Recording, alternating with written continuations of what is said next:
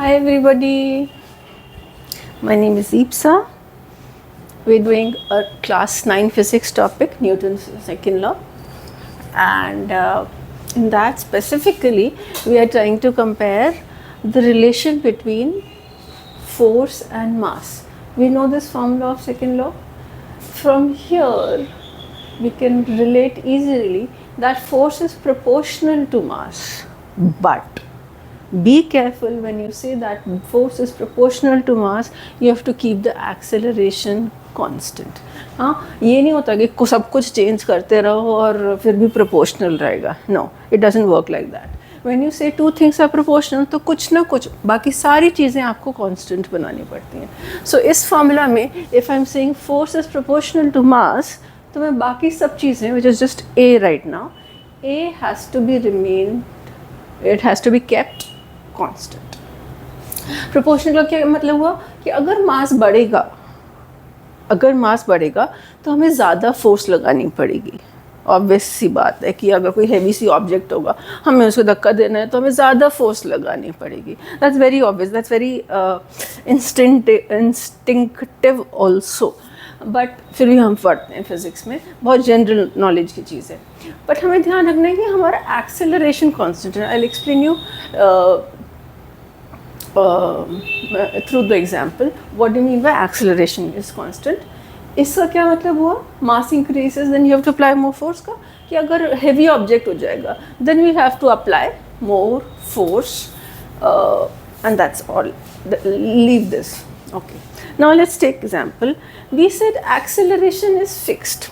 Acceleration fix का क्या मतलब कि वो जो स्पीड, सपोज ये सब कुछ रॉक्स हैं, ये रुकी हुई हैं, पर हमको उनको एक स्पीड पे पहुंचाना है, 10 किलोमीटर पर आवर की स्पीड पे पहुंचाना है 5 सेकंड में. This is fixed for us. ये हम चेंज नहीं कर सकते कि एक्सेलरेशन हमें, स्पीड हमें 0 से 10 तक पहुंचानी है और 5 सेकंड में ही पहुंचानी है. This can not change now if we are trying to compare force and mass. If I'm comparing force and mass, this acceleration has to remain constant. कि हमें कितनी स्पीड तक पहुंचाना है, कितनी देर में से पहुंचाना है. सारे एग्जाम्पल में we'll have to keep acceleration fixed. मैंने कि ऐसे एग्जाम्पल ले लिया. Let me take a better example so that you don't confuse with gravity. Okay. So हमें acceleration चाहिए 5 meter per second square in every condition. And now we're comparing masses and how much force is required. तो पहले theoretically देख लेते हैं. ये 1000 kg का मास है, ठीक हैवी. ये 10,000 kg का मास है, बहुत हैवी रॉक है. और ये 2 kg का छोटा सा स्टोन है. तो medium sized, very heavy and small sized. सब में हमको सेम स्पीड अटेन करनी है इन द सेम टाइम. ये हमारी प्राइमरी कंडीशन है. ये हमारा ए कांस्टेंट है. तो इसमें कितनी फोर्स लगानी पड़ेगी? आइडियली मतलब लॉजिकली अगर छोटा मास है, इन दोनों को कंपेयर करें, छोटा मास है तो हमें कम फोर्स लगानी पड़ेगी. इन दोनों में ये बड़ा मास है तो इसमें ज़्यादा फोर्स लगानी पड़ेगी. ये बहुत ही छोटा मास है, इसमें बहुत ही कम फोर्स लगानी पड़ेगी. ये तो पता ही है ना कि हल्की सी चीज़ को तो हल्का सा फोर्स लगाओ वो चल देती है, और भारी चीज़ को बहुत ज़्यादा फोर्स लगानी पड़ती है तो वो चलती है.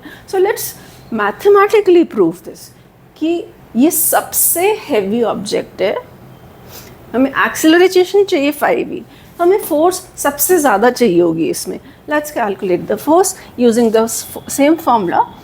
It's ma which is equal to 10,000 into 5. 10,000 into 5 which is 50,000 Newton's. यहाँ पे जो हमें फोर्स चाहिए it will B 50,000 Newton's. Fine. अब हम छोटी सी चीज़ देखते हैं, उसको भी हमें उतना ही तेज़ फेंकना है. तो अब वो कितनी फोर्स लगानी पड़ेगी? बहुत कम फोर्स लगानी पड़ेगी. छोटा सा पत्थर है, इसको ऐसे ही कर दोगे तो ही वो इतना तेज़ चले जाएगा. बट लेट्स प्रूफ कि हमें कम फोर्स लगानी पड़ेगी इसमें. तो let's prove force will be again ma, that is 2 into 5, that is only 10 Newton. देखो इतना बड़ा हैवी रॉक था तो हमें 50,000 न्यूटन फोर्स लगानी पड़ गई और हमारा 10 न्यूटन में ही काम चल गया। क्यों चल गया? काम फोर्स में क्यों काम चल गया? क्योंकि ये ऑब्जेक्ट बहुत ही छोटा सा, ठीक है। अब ये बीच साइज का ऑब्जेक्ट आया तो इसमें इतनी ज़्यादा फोर्स भी नहीं लगानी पड़ेगी और इतनी कम फोर्स भी नहीं लगानी पड़ेगी, बीच बीच की फोर्स लगानी पड़ेगी। एक्सेलरेशन हमारा सिर्फ अभी भी 5 है, मतलब हमें उसे उतना ही तेज़ फेंकना है। तो let's calculate the force. Force is ma, that is equal to 1000 kgs into 5, that is 5000 Newton.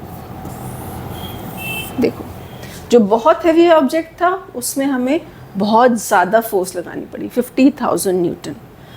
जो बीच का ऑब्जेक्ट था उसमें हमें बीच की फोर्स लगानी पड़ी 5,000 न्यूटन।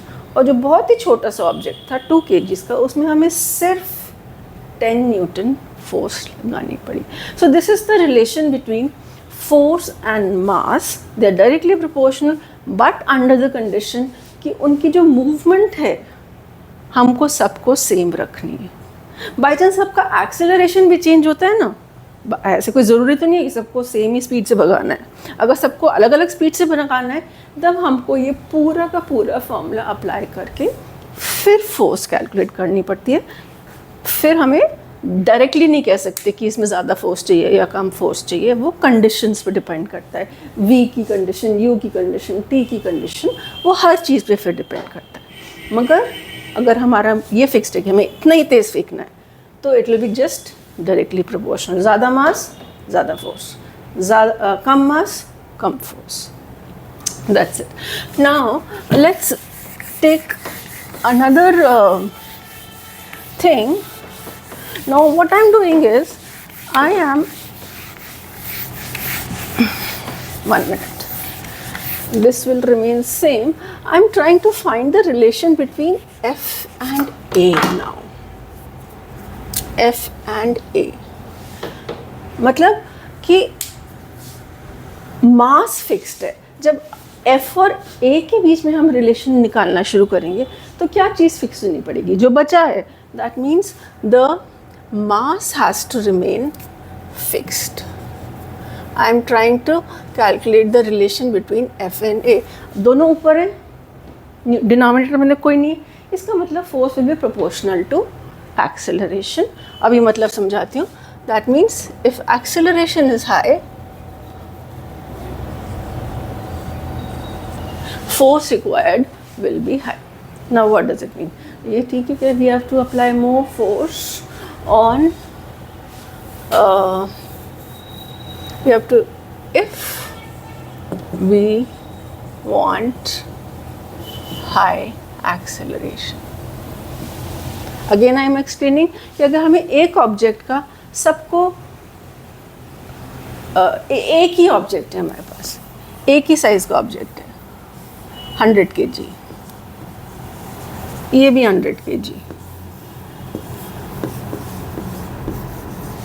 ये भी 100 kg, तीनों ऑब्जेक्ट हमारे पास सेम है। तो हमने क्या किया, इसमें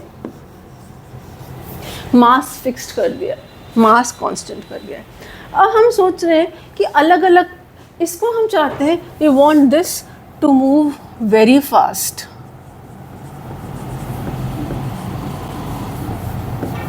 Okay, that means we want acceleration high. Let's take the example of let the acceleration be 100 meter per second. ऐसा वैसा कुछ होता नहीं है, वो ज़्यादा ही होगी। Okay, let's take it as 10 meter per second square. ठीक है, अब हमें कैलकुलेट करना है कि हमें कितनी फोर्स लगानी पड़ेगी।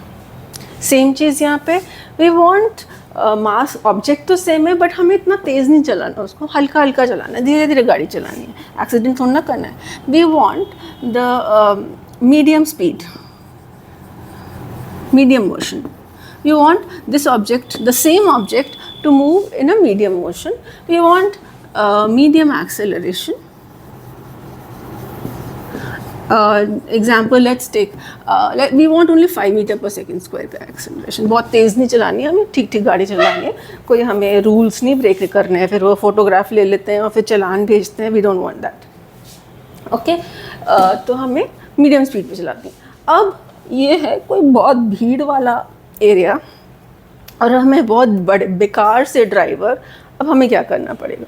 अब हमें बहुत लो स्पीड पे गाड़ी चलानी पड़ेगी. That means acceleration has to be very very low. That means let's take the example of you want the acceleration of only 2 meter per second square. हमें स्पीड धीरे धीरे बढ़ानी है. हम कोई अच्छे ड्राइवर नहीं है तो ऐसे नहीं कि फिश करके F1 की जैसे भाग गए, ऐसे नहीं करना. हमें धीरे धीरे आराम आराम से लोगों को बचा बचा के, किसी को मारना पीटना नहीं है, एक्सीडेंट नहीं करना है. So what has happened is, what have we done till now? We have taken the same car जिसका या स्कूटर जिसका मास फिक्स्ड है. Sometimes you want to drive it very fast and sometimes you want to drive it very slowly.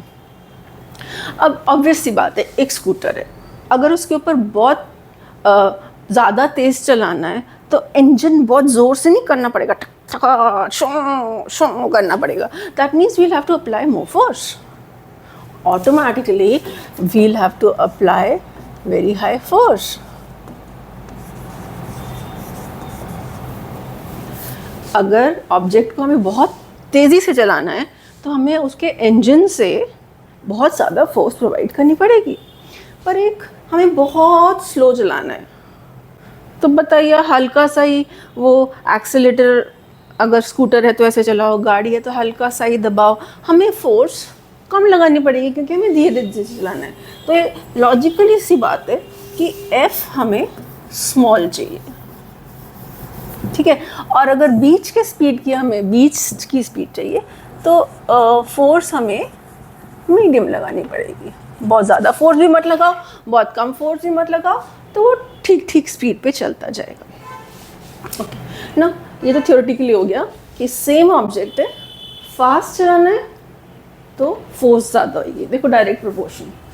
Fast चलाना है तो force ज़्यादा होगी, slow चलाना है तो फोर्स स्लो हो जाएगी, कम हो जाएगी. Now let's mathematically prove it. How much is the force in the first case? F is equal to ma, that is equal to 100 into 10, that is 1000 Newton. तो अगर हमें बहुत तेज़ चलाना है स्कूटर तो हमें 1000 न्यूटन की फोर्स चाहिए, which is expected to be very high, क्योंकि हमें बहुत तेज़ चलाना है. इसमें देख लेते हैं फोर्स कितनी चाहिए. इसमें चाहिए ma, which is 100 into 5, which is 500 Newton.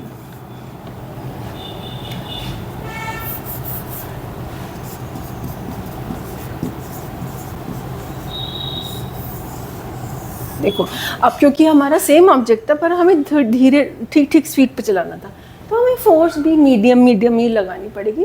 1000 की जगह हमें इंजन से सिर्फ 500 न्यूटन की फोर्स लगानी पड़ेगी. ओके, अब ये तो बिल्कुल ही हम मर के चला रहे हैं, धीरे धीरे धीरे डर के चला रहे हैं. तो यहाँ तो बिल्कुल ही फोर्स नहीं लगाएंगे. हल्का सा दबाया फिर छोड़ देंगे एक्सीलेटर, फिर हल्का सा दबाया फिर छोड़ देंगे. फोर्स लगाएंगे ही नहीं, बहुत ही कम फोर्स लगाएंगे. कितनी फोर्स लगाएंगे?